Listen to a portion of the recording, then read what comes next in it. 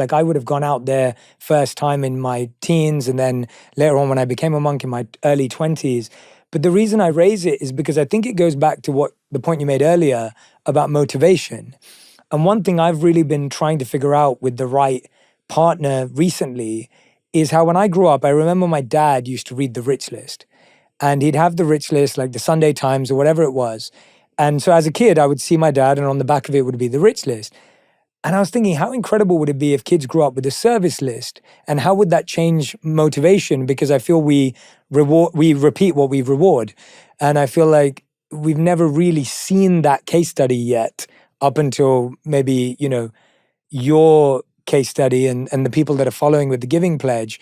That service becomes a natural part of life at that scale. I think we see it in smaller communities. You see people with very little actually doing so much, but you don't necessarily see it at that level. And so I find that changing that drive and motivation early on, which it seems like your mother had for you, your impact of faith had in you, I think that could be huge.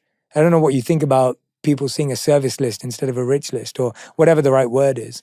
Sadly, the wealth metric is an easier one to compute than the impact you've had philanthropically. And part of the beauty of philanthropy is there's many causes out there. I've tried to think through, okay, since we know how to save lives for $1,000 per life saved, wow, we better use this money as absolutely best we can.